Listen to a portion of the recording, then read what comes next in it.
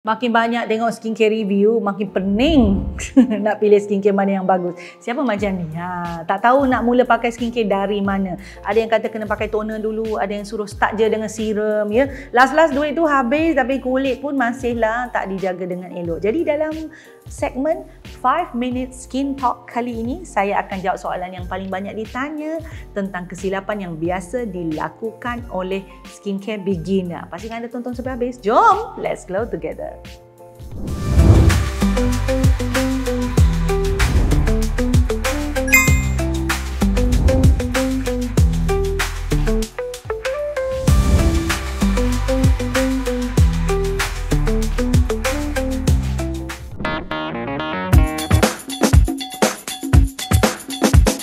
Untuk skincare beginner ataupun yang kita panggil pemula, tak perlulah terlalu complicated. Tak perlu fikir pasal essence, ampoule, serum sampai 7 lapis. Yang paling penting 3 produk asas ni saja dulu. Pencuci muka untuk bersihkan minyak, habuk ataupun lebihan produk yang anda pakai.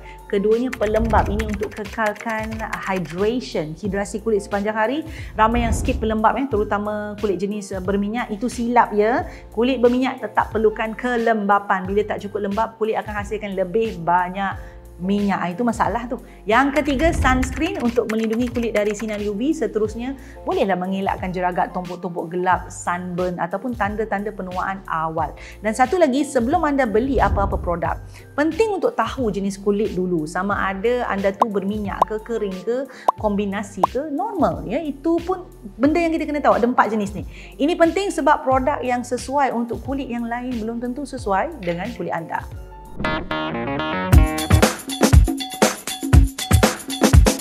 This is such a valid question. Macam mana nak tahu produk sesuai dengan jenis kulit? Ya, pertama sekali kena kenallah jenis kulit dan keadaan kulit. Kalau kulit anda berminyak, cari produk yang ringan yang bantu kawal sebum seperti niacinamide atau tea tree. Tengok mana yang sesuai. Kalau kulit anda jenis kering, fokus pada bahan yang melembabkan.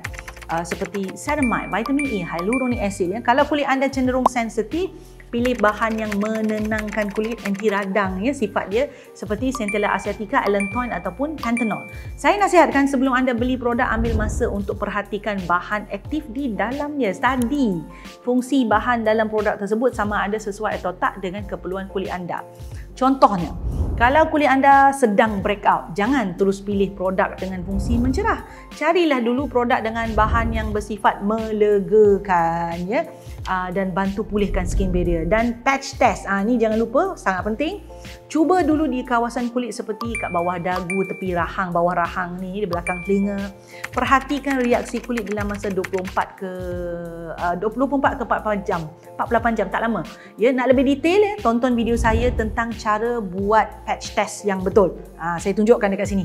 Ya. Tapi kena faham juga kadang-kadang keserasian produk tak boleh dinilai hanya pada patch test sahaja. Kena cuba sendiri secara konsisten dalam rutin sebab hasilnya bergantung pada keseluruhan formulasi, bukan bahan semata-mata.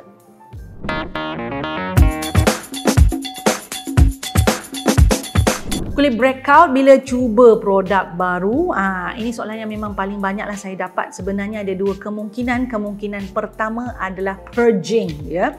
Purging berlaku apabila produk yang anda gunakan itu ada bahan aktif yang mempercepatkan pembaharuan sel kulit seperti retinol, AHA, BHA. Bila kulit diperbaharui dengan cepat, jerawat yang berada di bawah permukaan kulit pun mulalah timbul satu persatu. Ya. Biasanya purging ni berlaku di kawasan yang biasa naik jerawat dan akan beransur pulih dalam tempoh 2 ke 4 minggu. Kemungkinan yang kedua pula adalah breakout ataupun iritasi.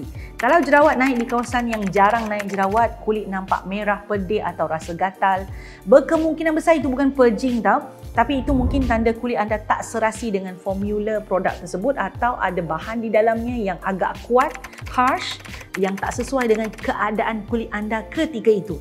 Bila kulit anda naik jerawat selepas cuba produk baru, perhatikan reaksi kulit, lokasi jerawat. Pastikan anda pantau kulit anda tu beberapa hari. Kalau nampak makin teruk, berhenti dulu ya. Beri masa untuk kulit anda pulih. Ramai yang semangat nak jaga kulit tapi langkah pertama dah silap dah ya. Don't worry, just make sure anda mulakan dulu dengan rutin yang asas, kenal jenis kulit anda yang sesuai dengan bahan yang sesuai ya. Paling penting konsisten amalkan rutin penjagaan kulit. Janganlah gelojoh nak nampak hasil cepat tu, memang tak payahlah, jangan gelojoh, pelan-pelan. Produk yang bagus memang perlukan masa untuk bekerja pada kulit anda ya. Semoga selepas ini anda boleh pilih dan guna produk yang betul, kulit pun jadi lebih sihat dan berseri. See you next time. Bye bye. Suka video yang saya selalu kongsikan? Apa kata? Jangan apa kata, buat sekarang ya. Subscribe channel saya, like, share dan pastikan tekan butang loceng tu. Yang ada loceng tu, yang cute-cute loceng kecil tu tekan supaya anda mendapat notifikasi setiap kali saya masukkan video baru. Jangan terlepas, jangan tertinggal. Buat sekarang.